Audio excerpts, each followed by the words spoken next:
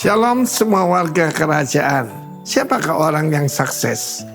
Yaitu yang punya fruitful disciples. Saudara yang kasihan Tuhan, Billy Graham pernah ditanya, "You are the greatest evangelist alive." Kata wawancara ini, "Kalau Anda boleh mengulangi hidup Anda, apa akan lakukan yang sama?" Dia berkata, "Tidak, saya akan fokus cuma 12 orang. 12 orang pria, dan ketika saya meninggalkan hidup ini, pelayanan ini maksudnya, ada 12 Billy Graham," katanya. Saudara renungkan itu. Ternyata dalam akhir daripada yaitu perjanjian lama, itu kitab Nabi Maliaki. Kitab Nabi Maliaki mengatakan bahwa hari Tuhan itu hari yang sangat dahsyat. Tetapi bagaimana menghadapinya, yaitu dia berkata tentang dua orang hamba Tuhan yang bertemu dengan Tuhan Yesus di Mount of Transfiguration, yaitu Moses and Elijah. Musa dan Elia. Kepada Musa yaitu dipercayakan Taurat. Musa dan Nabi itu berarti adalah Taurat dan nabi-nabi. Elia mewakili para Neviim, para nabi-nabi. Dan kita melihat kenapa mereka dipilih. Mereka punya murid dan sangat berbuah. Tapi ternyata bukan anak kandungnya. Tidak selalu harus anak kandung. Putra-putra Musa, Eliezer, Gersom tidak termasuk. Lalu kemudian juga Elia bahkan belum menikah. Tapi dia berhasil membesarkan yaitu Elisha. Kita bicara dulu tentang murid daripada Musa, yaitu Yosua bin Nun. Asalnya Osea. Dirubah nama Yosua, ditambahi satu unsur Y, itu nama Tuhan.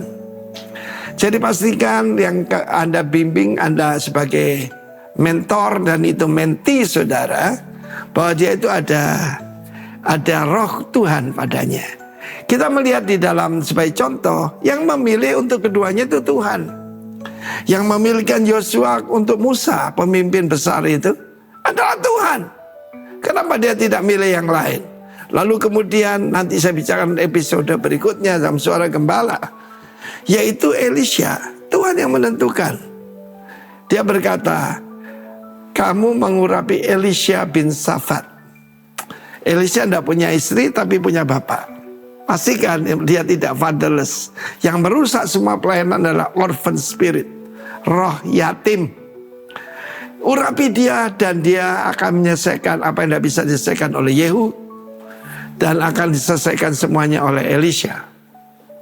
Firman Tuhan berkata dalam Mazmur, dalam kitab Yosua, lanjutan daripada The Pentateuch, dikatakan Musa hambaku telah mati. Musa hambaku, hamba di sana Ebed, dekat dengan Tuhan ya. Kita lihat bagaimana dia naik ke atas gunung Sinai. Itu Pentakosta pertama. Tapi jangan lupa, Yosua mendekati dia. Sementara para tua-tua Israel ada di lereng gunung, dan semua umat ada di kaki gunung. Berapa dekatnya kita dengan Tuhan? Tuhan pakai hamba-hambanya. Tetapi firman Tuhan berkata bahwa Yosua adalah syarat Moshe. Syarat itu asisten, aspri, yang begitu dekat dengan dia.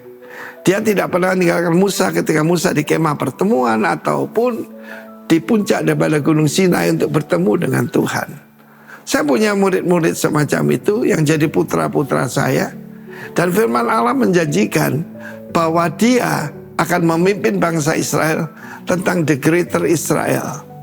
Dari sungai Nil sampai sungai Efrat.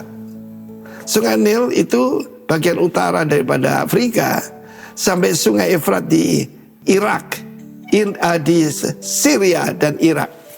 Dan itulah yang Tuhan janjikan, kamu akan memimpin mereka. Ini katanya, sebagaimana aku menyertai Musa, demikian aku akan mengikuti engkau. Demikian juga ada janji Tuhan. Tuhan berjanji, aku mengutus engkau. Sebagaimana Bapak mengutus aku, sekarang aku mengutus engkau. Termasuk saya dan semua warga negara kerajaan. God bless you. Amin. Berbuahlah bagi Kristus.